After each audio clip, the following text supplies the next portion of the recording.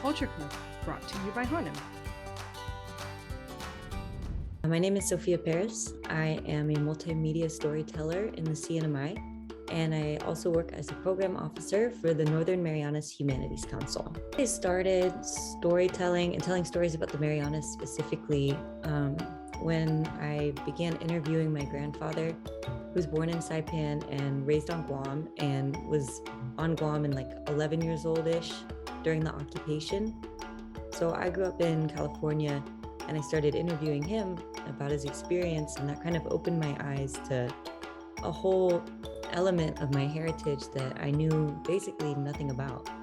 So I ended up visiting the CNMI just to kind of learn more about where my grandfather was born, and that was back in 2018.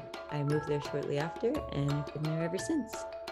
I feel like it's like kind of like if you had like a model ship and a bottle, and someone's like put that in there, you know, like whatever media it is. I mean, I've done like written publications, I've done podcasts, I've done films. So I guess if you think of the medium as like that little, the neck of the bottle, that's what I feel like I have to do. I have to push the story somehow through there into the medium, and then try and, you know, maintain that same concept, that same shape inside the bottle.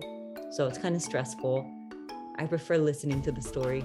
I started being a storyteller because that was my ticket to hearing the story. You know, when I came to the CNMI, I really wanted to learn about like that community, the culture, and kind of how I would connect with that as someone who's mestiza and grew up in the States.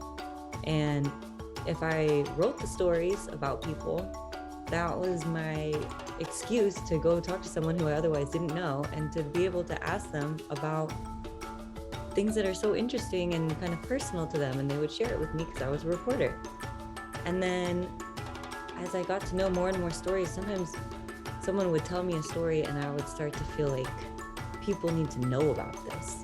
You know, I think that not everyone feels that desire when they hear a really good story to be like, I need to make sure everyone knows about this story at whatever cost, no matter how much time it's going to take, no matter how much I'm out of my element in whatever media. You know, for me, it's like it activates a lot of energy.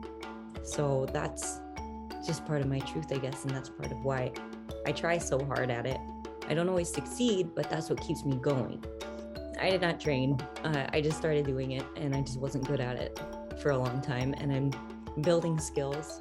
But I think that it's just about putting yourself out there, challenging yourself, and continuing on to the next project, you know, and just trying to improve one or two elements in each new bout of storytelling. I think once you have all of your materials in place, you have to know how to define what's important versus what can be removed, because people do not care as much as you about your story. And so you need to be able to tell your story in a way that is concise and to the point, and not go off on tangents.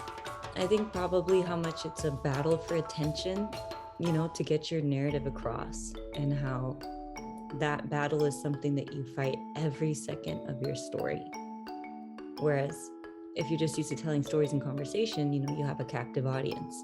They're not going to just scroll past you in real life. But if you're trying to make a story that goes online, you're competing. Yeah, you're constantly competing for people's attention. I have like a particular perspective on this because I grew up in the States, right? So coming from that angle and having been in the Marianas for about 4 years now, I can say that the influence of local culture and of knowing some of my family members and my elders on like a new level has been super, super beneficial for me. It's really grounding, and I didn't know it at the time, but when I moved, it was partly because only having American culture to kind of set my values and stuff, it wasn't quite enough. And so I've really appreciated this new group of people who can teach me other ways to see things. And a lot of times, the local way, I think, is healthier. I can say in the CNMI that, perpetuating the culture is an uphill battle. And I've talked to a lot of cultural practitioners who have shared their experience of the culture either seeming to be less commonly practiced, or knowledge that they're worried is going to be lost. Obviously, people want to see the language being used more.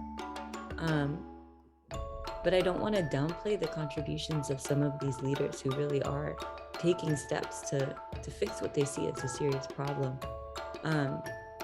My hope is that one day the Marianas will kind of follow in the footsteps of in countries like New Zealand that have embraced their indigenous population and funded the perpetuation of that culture. But I think that, if it's important to people to preserve tradition, I know it's important to me, that needs to be reflected in government funding. And the individuals can take that into their hands, by being politically active. So thank you so much for featuring me. I'm really honored, and appreciate y'all. Culture Club, brought to you by Hanom.